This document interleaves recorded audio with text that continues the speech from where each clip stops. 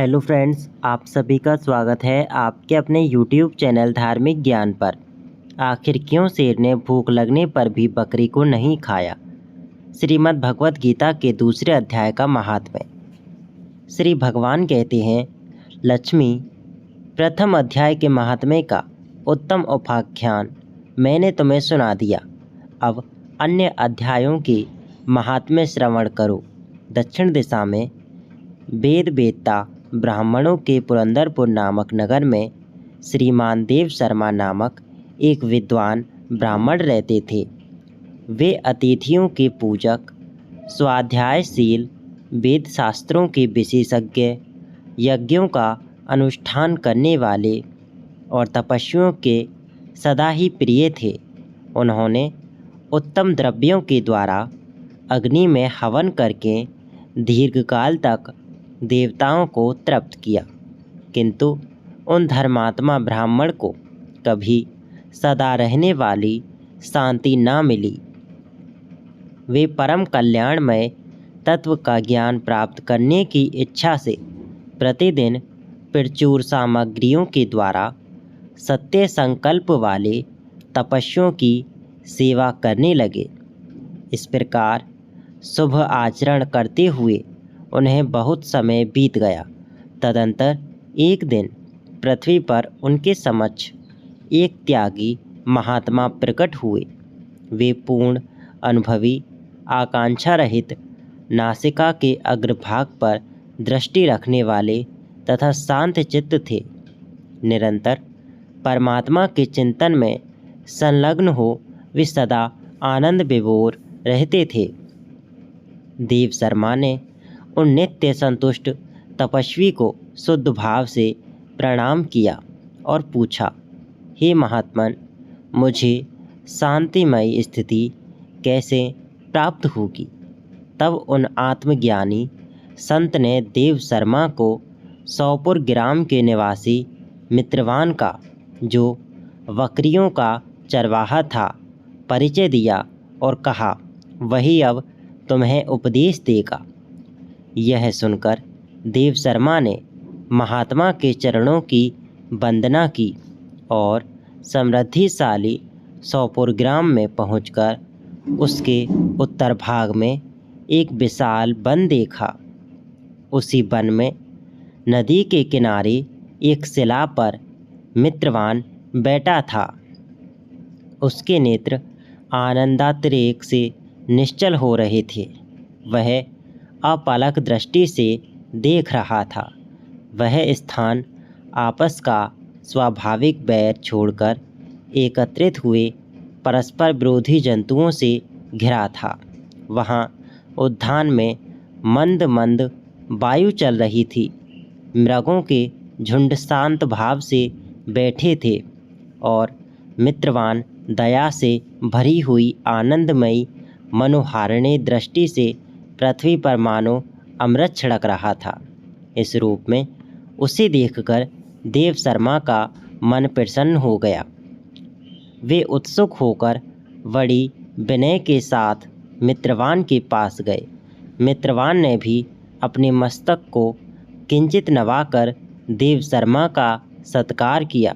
तदंतर विद्वान देव शर्मा अनन्य चित्त से मित्रवान के समीप गए और जब उसके ध्यान का समय समाप्त हो गया, उस समय उन्होंने अपने मन की बात पूछी, हे महाभाग, मैं आत्मा का ज्ञान प्राप्त करना चाहता हूँ। मेरे इस मनोरथ की पूर्ति के लिए मुझे किसी ऐसे उपाय का उपदेश दीजिए जिसके द्वारा सिद्धि प्राप्त हो चुकी हो। देव शर्मा की बात सुनकर मित्रवान ने एक क्षण तक कुछ विचार किया। उसके बाद इस प्रकार कहा, हे विद्वान, एक समय की बात है, मैं वन के भीतर बकरियों की रक्षा कर रहा था। इतने में ही एक भयंकर व्याघ्र पर मेरी दृष्टि पड़ी, जो मानो सबको ग्रस लेना चाहता था, खा लेना चाहता था। मैं मृत्यु से भी डरता था, इसलिए व्याघ्र को आते देख बकरियों के झुंड को आगे करके वहाँ से भाग चला। किंतु एक बकरी तुरंत ही सारा भय छोड़कर, सारा डर छोड़कर नदी के किनारे उस बाघ के पास बेरोक टोक चली गई। फिर तो व्याघ्र भी द्वेष छोड़कर चुपचाप खड़ा हो गया। उसे इस अवस्था में देखकर बकरी बोली, हे व्याघ्र, तुम्हें तो अभिष्ट भोजन प्राप्त हुआ है। मेरे शरीर से मांस निकालकर प्रेम पूर्वक खाओ ना।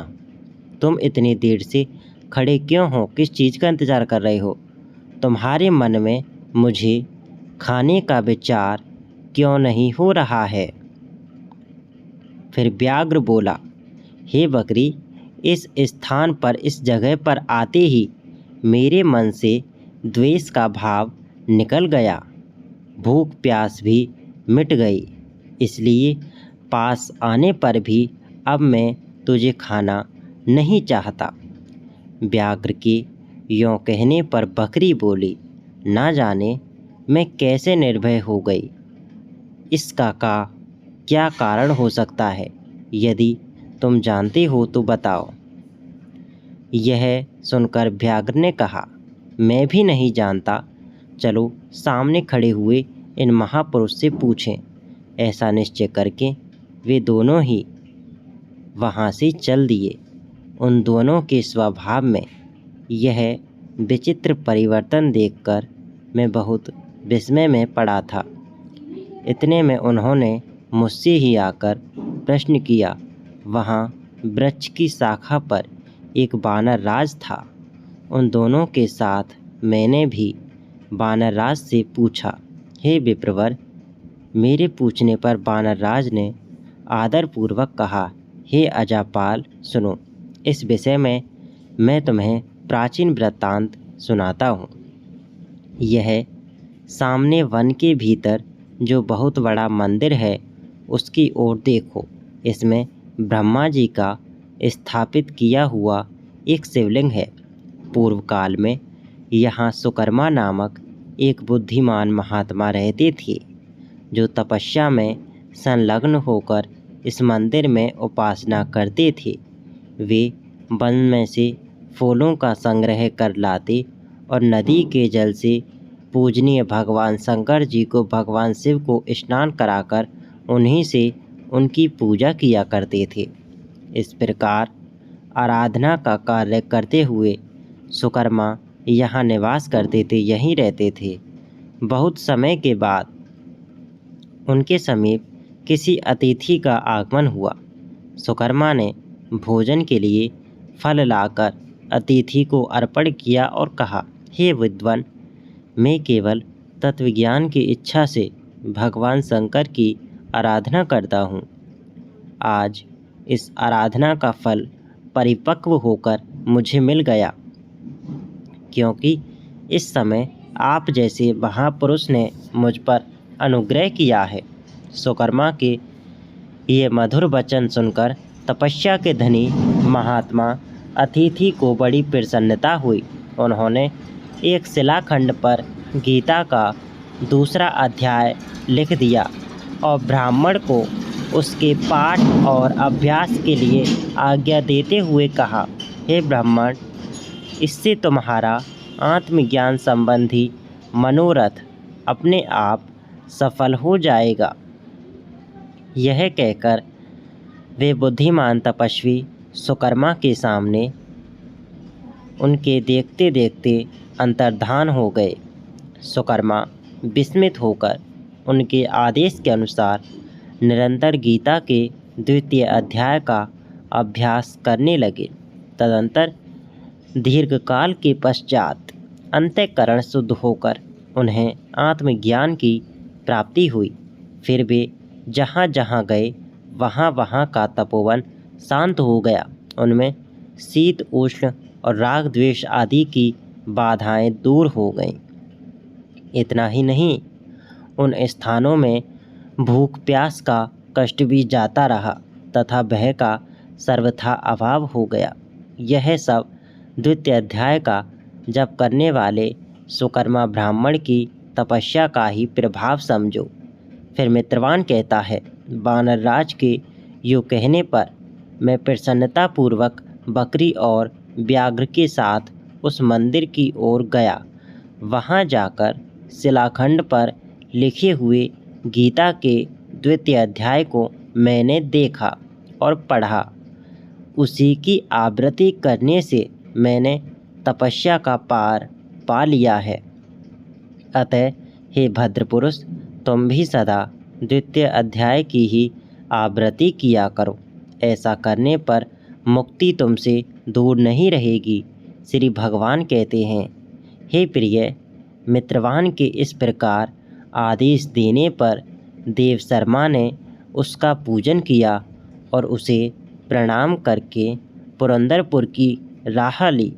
वहाँ किसी देवालय में पूर्वोक्त आत्मज्ञानी महात्मा को पाकर उन्होंने यह सारा वृत्तांत निवेदन किया और सबसे पहले उन्हीं से द्वितीय अध्याय को पढ़ा।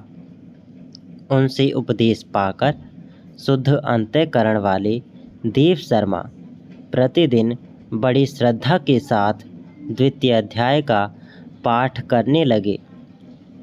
तब से उन्होंने अनवध यानी कि प्रशंसा के योग्य परम पद को प्राप्त कर लिया। हे लक्ष्मी, यह द्वितीय अध्याय का उपाख्यान कहा गया।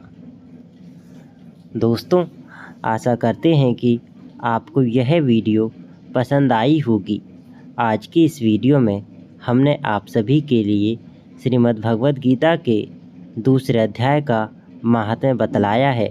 इस महात्म्य के अंतर्गत एक ऐसी कहानी आती है जिससे आपको पता चल जाता है कि द्वितीय अध्याय को निरंतर अध्ययन करने से, उसका पाठन करने से हमें कौन सा फल प्राप्त होता है।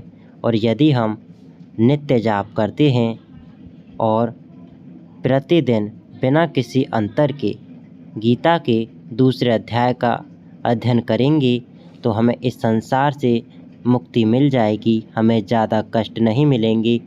और जो भी व्यक्ति गीता के दूसरे अध्याय का अध्ययन करता है और जहाँ पर भी जाता है तो उसके जाने से हर क्षेत्र एक तरह से शांत भाव हो जाता है और वहाँ पर किसी भी जीव को किसी प्रकार का कष्ट नहीं होता।